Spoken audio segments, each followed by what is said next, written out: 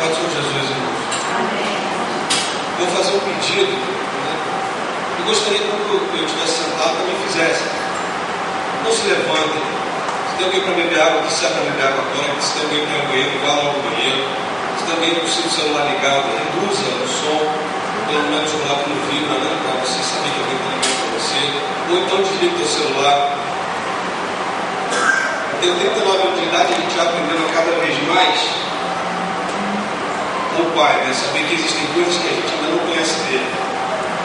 A gente começa a ter sensibilidade, mesmo depois de velho, né, ou muito novo, em conhecer mais ainda daquele que a gente já achava que conhecia muito. E a gente percebe que conhece pouco ainda de Deus.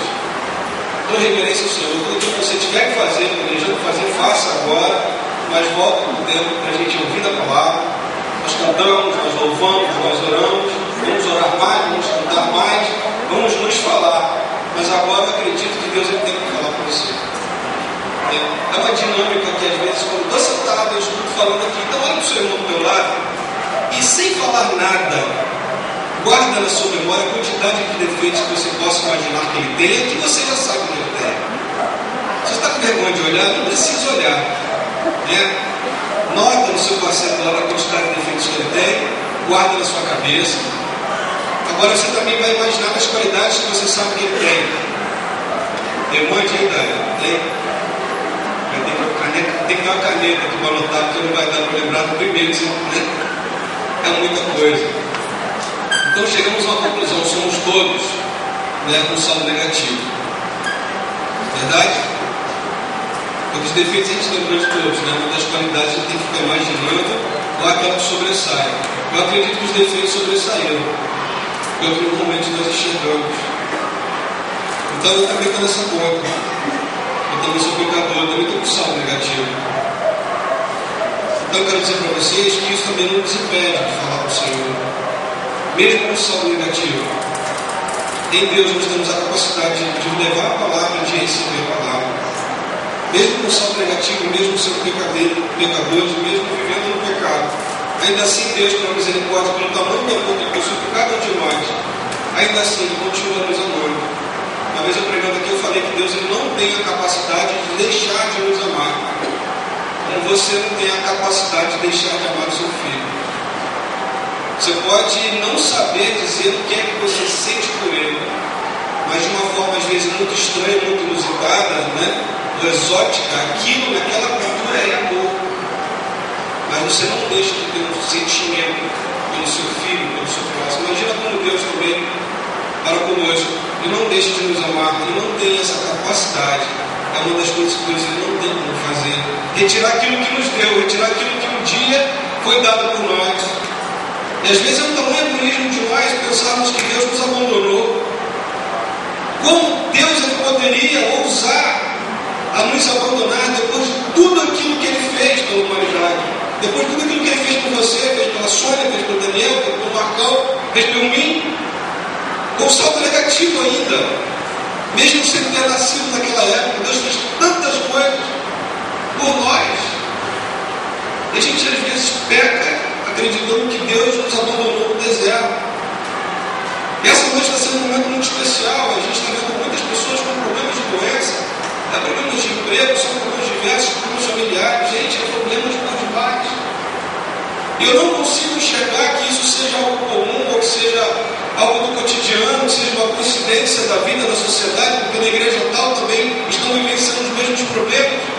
Mas como homem espiritual eu começo a acreditar que alguma interferência está acontecendo no mundo espiritual. Eu começo a entender que na matemática divina, seres espirituais estão interferindo na vida dos nossos irmãos da nossa igreja.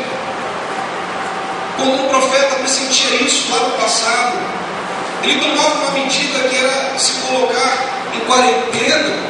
Ele ia para o deserto questionar, ele ia para o monte discutir com Deus para saber o que estava acontecendo no seu reino, o que estava acontecendo no seu tempo, o que estava acontecendo no meio do seu povo, e se o povo fosse culpado, que viesse sobre ele a ira de Deus, mas que o povo não pagasse por pecados que talvez não soubessem que estavam cometendo, porque talvez estivesse desagradando a Deus.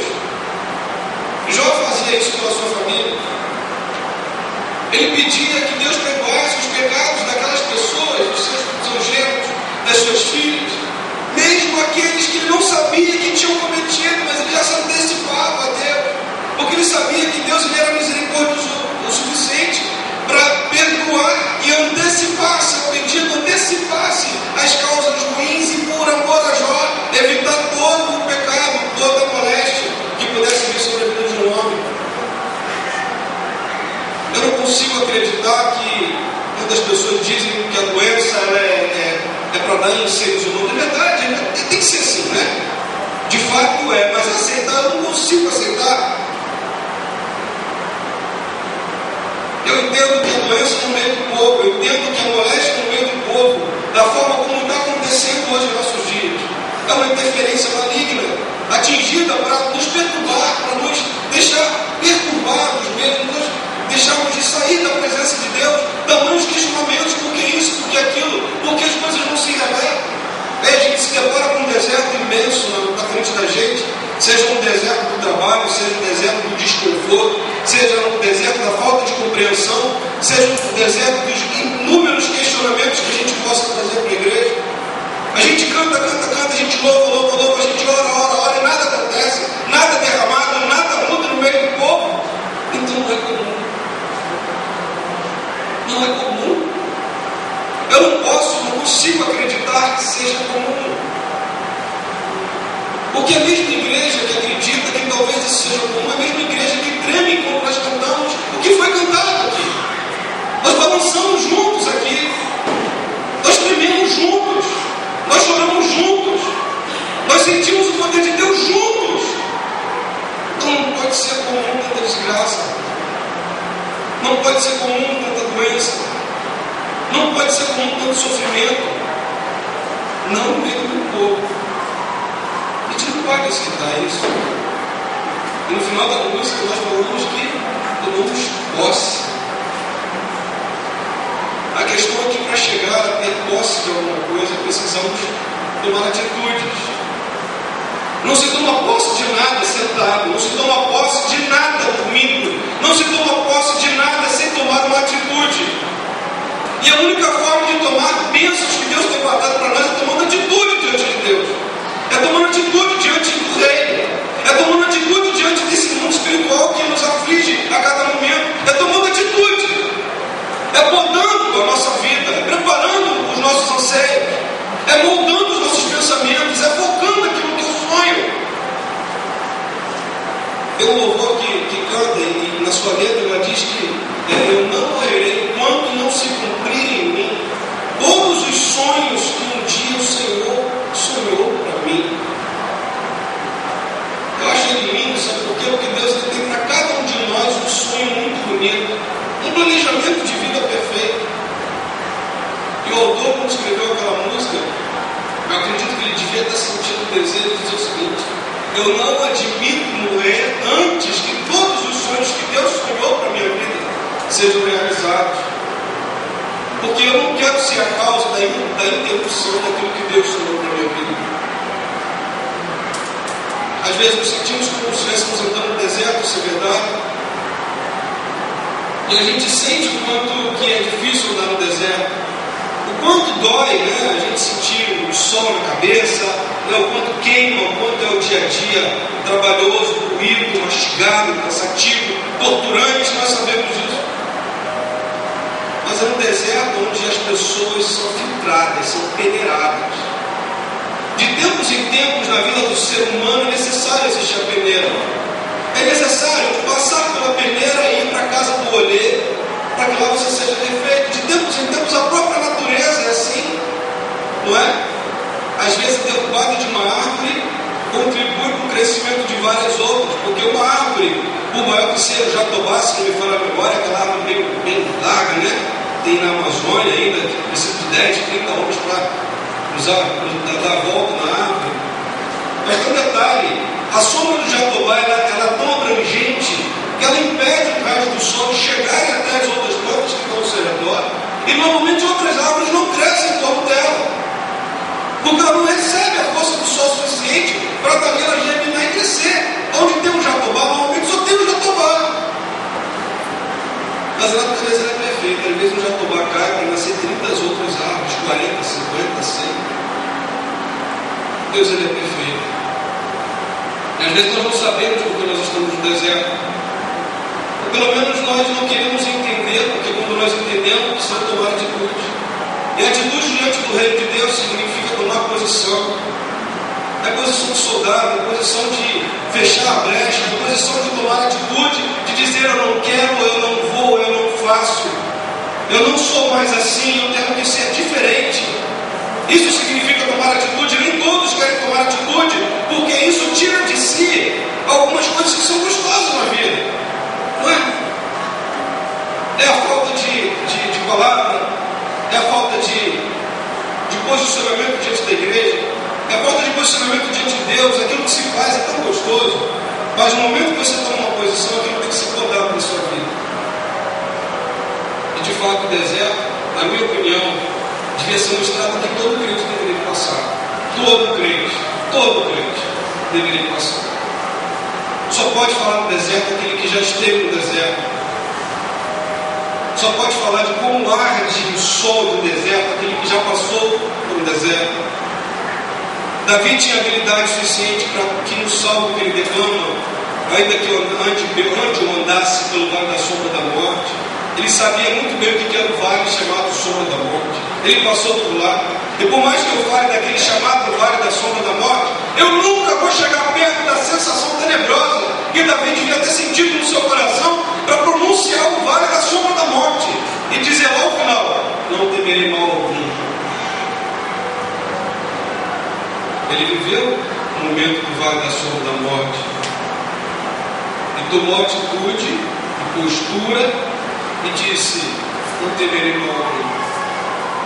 Mas muitos de nós essa noite talvez não tivessem a mesma competência ou capacidade de estando no vale da sombra da morte, ou estando andando no deserto, de chegar até o final e dizer: eu tomo posse da minha bênção, eu estou atravessando o deserto, mas eu quero aquela minha bênção. O Senhor separou para mim, Senhor. Eu quero cumprir os sonhos que o Senhor sonhou para a minha vida desde o período que eu estava sendo gerado no ventre da minha mãe. Eu quero tomar posse daquela bênção que o Senhor preparou para mim. Nem todos nós temos a capacidade e a competência humana para tomar atitudes e ir contra as coisas que são a favor de nós e contra a nossa existência diante de Deus. Ser diferente significa ser ao contrário daquilo que a maré do mundo te empurra para ser.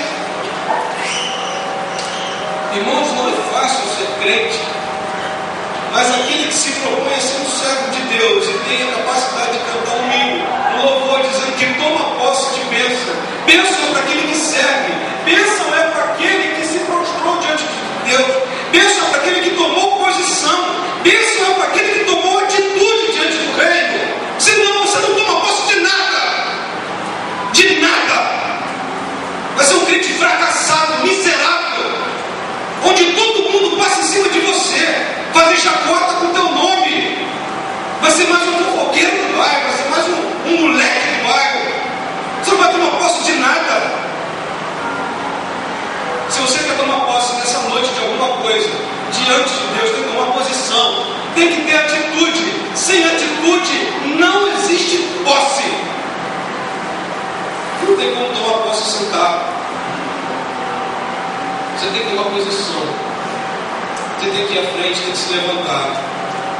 Convido os irmãos a abrirem suas Bíblias no capítulo 2 de 2 Reis. 2 Reis, capítulo 2, versículo 12.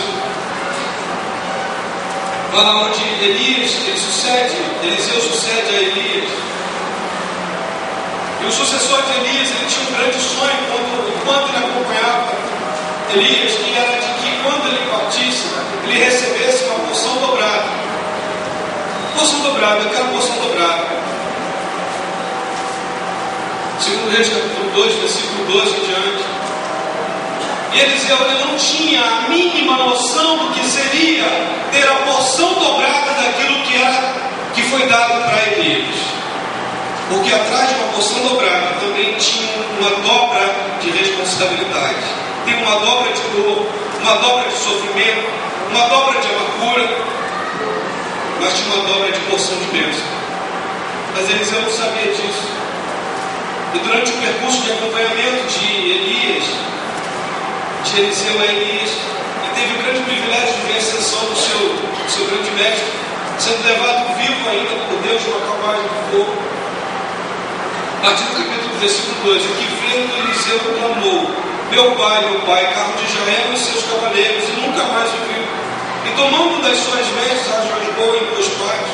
Também levantou a capa de Elias que lhe caíra, e voltou-se para a borda do Jordão, e tomou a capa de Elias que lhe caíra, e feriu as águas, e disse: onde está o Senhor, Deus de Elias? Então feriu as águas, e se dividiram elas em uma banda e outra, e Eliseu passou. Vendo, pois, os filhos dos profetas que estavam defronte de Jericó, disseram: o espírito de Elias repousa sobre Eliseu, e vieram-lhe ao encontro e lhe prostravam diante dele em terra. Interessante é que ter uma porção dobrada significa automaticamente ter responsabilidade dobrada. Tomar posse das bênçãos de Deus significa automaticamente ser um reflexo daquilo que Deus te deu. Ninguém recebe um presente de Deus para escondê-lo embaixo da candeia. Ninguém guarda uma bênção de Deus para que ninguém veja. Toda a bênção de Deus para a sua vida, ela é dada, pode ter certeza, para que as outras pessoas percebam que foi Deus que te deu. Todas as bênçãos que Deus te dá, para que o mundo perceba que Deus ele tem te abençoado. Se pedimos essa noite uma bênção espiritual, saiba que Deus tem a capacidade de transformar a sua vida. Se pedimos de Deus essa noite uma transformação espiritual, uma cura, saiba que Deus tem a capacidade de trazer a cura. E essa cura tem a capacidade de mostrar às outras pessoas que nós seremos um Deus que pode curar. Deus tem dado sinais através da existência de que Ele continua vivo em nosso meio. Cientistas de todo mundo, através de grandes estudos, têm demonstrado, através das redes de TV, canais abertos, canais fechados, formas múltiplas de demonstrar que existe algo na história que não consegue ser explicado pela matemática, não consegue ser explicado pela ciência, não consegue ser explicado pela cultura, não consegue ser explicado pela patologia humana, não consegue se explicar por tudo aquilo que nós conhecemos de óbvio no mundo.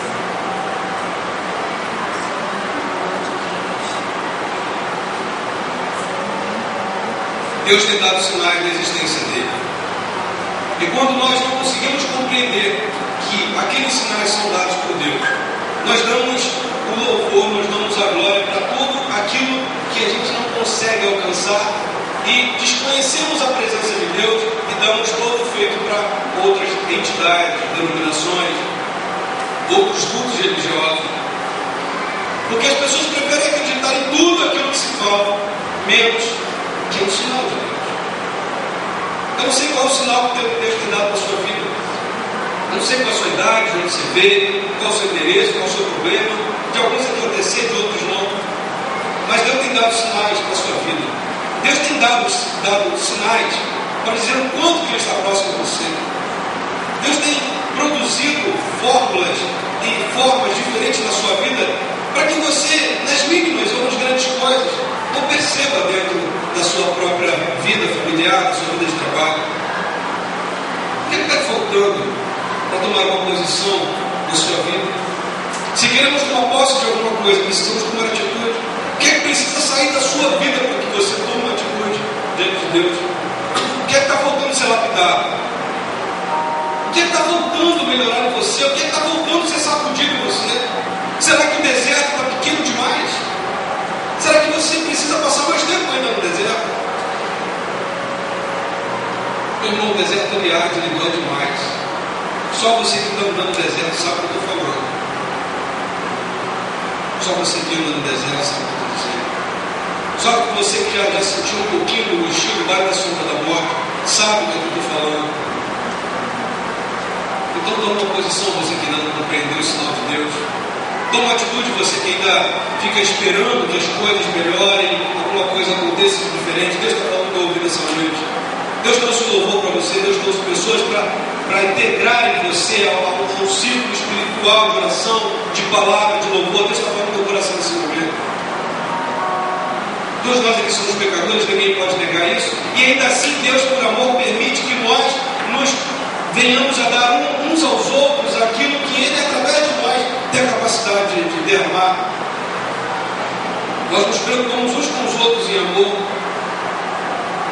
Deus, Ele precisa que você retire de si próprio algumas bagagens que você carrega ao longo dessa jornada da vida, para que você consiga ficar de pé e tomar posição, tomar posse das bênçãos de Deus.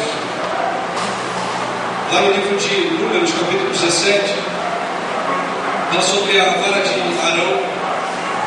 E no capítulo 17 inteiro fala de um grande teste que Deus se permitiu passar através do povo. Quando 12 varas foram separadas, vocês depois leem com calma, acompanhem comigo, capítulo 17 de Números, vai de 1 até o 13. Enquanto eu falo, vocês podem estar lendo, não tem problema, senão a gente vai perder um pouco de tempo, mas vocês podem acompanhar. Deus permite que seja submetido com ele um teste de presença, um teste de que ele continuava no meio do povo, onde desgraça, tristeza, doença, o dissabor também rodeava as pessoas no meio do deserto.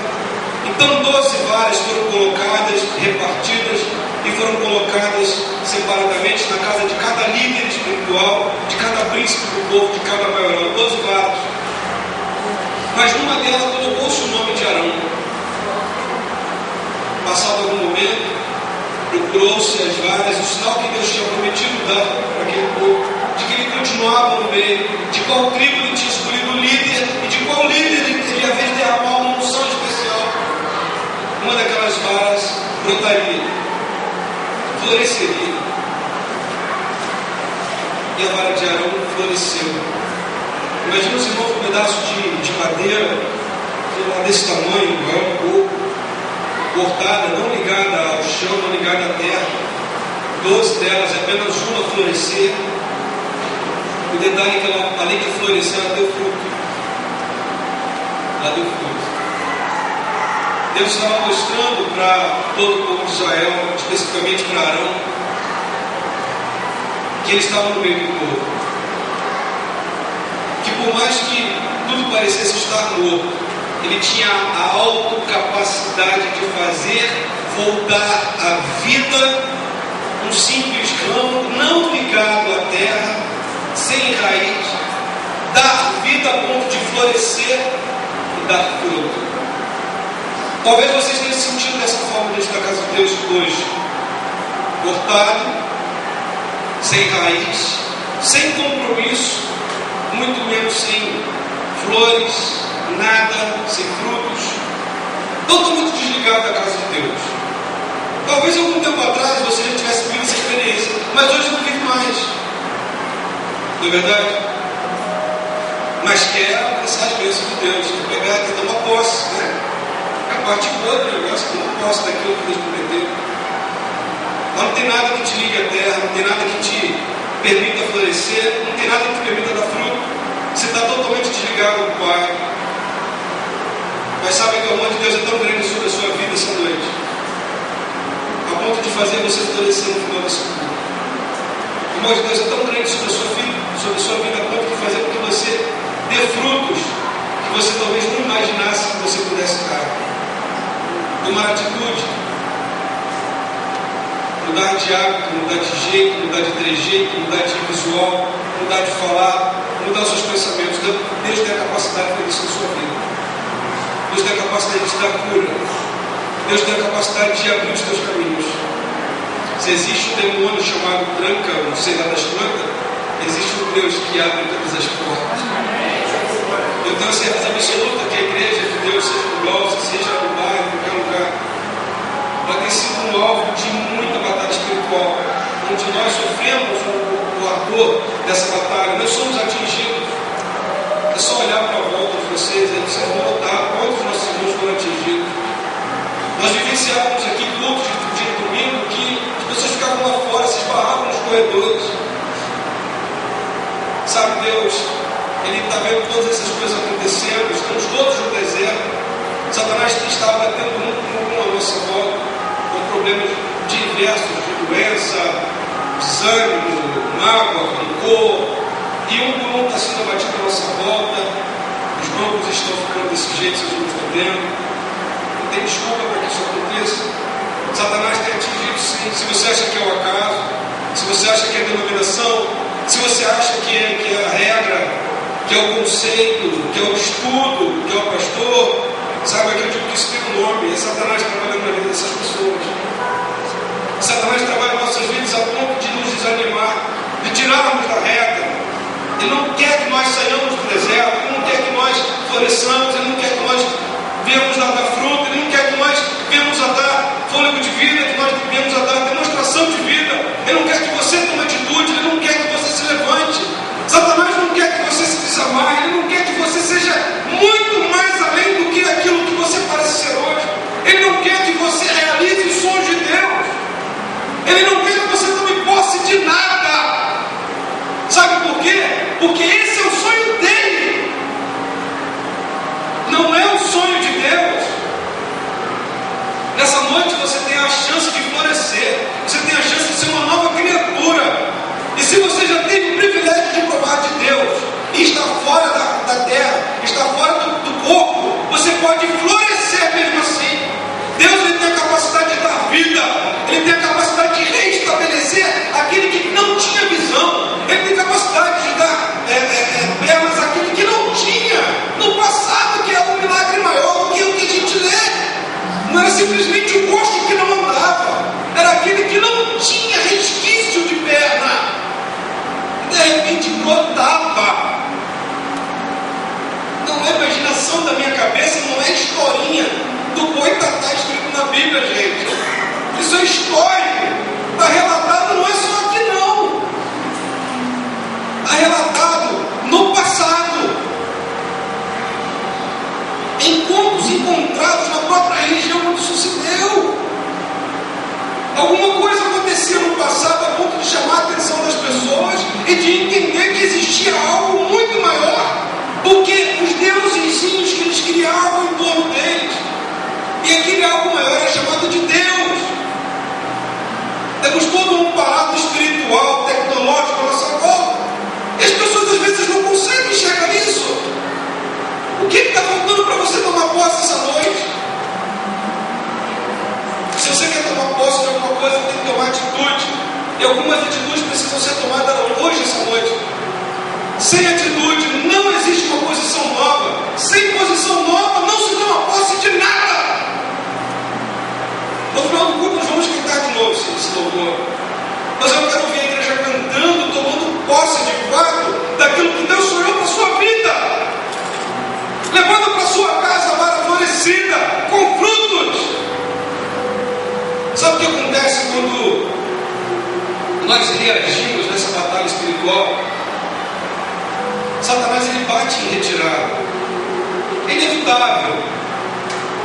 Eu sei disso. É que às vezes nós não temos ânimo para bater e evitar. Às vezes a gente está tão abatido, está tão cansado, está tão mastigado pela vida, que a gente não consegue mais orar, a gente não consegue nem chorar. Mas dói tanto, que a gente não sabe como fazer. Mas quando a gente reage, Satanás, ele bate em retirada. E quem dá ânimo para a nossa vida é o Espírito Santo de Deus. Que Deus possa estar abençoando você, meu irmão, nesta noite. Que o Espírito Santo de Deus possa estar brotando no teu coração. Que o seu coração esteja fervendo, sabe, ardendo assim, com um incômodo tremendo, a ponto de você hoje, quando nós estivermos cantando, você tomar posse de fato, e tomando posse, você vindo aqui à frente e entregando a Deus uma atitude nova na sua vida. Eu não quero que você venha para cá para tomar atitude para que eu veja isso, não. É para que Deus perceba que você, diante do reino, tomou posse. Tem que mostrar para o reino de Deus, não é para mim, não é para a igreja. Toma posse, toma atitude. Nós precisamos disso, eu preciso fazer isso todos os dias na minha vida.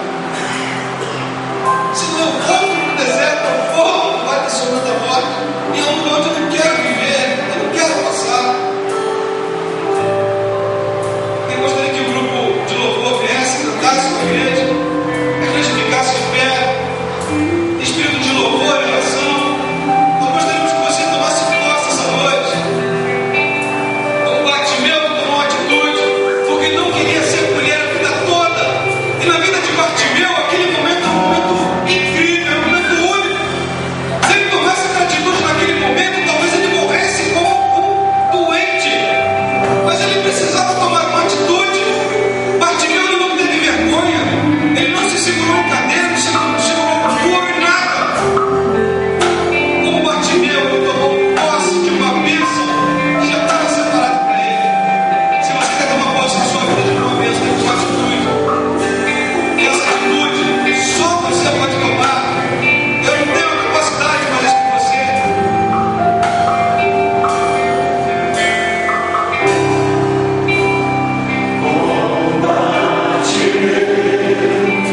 Eu preciso.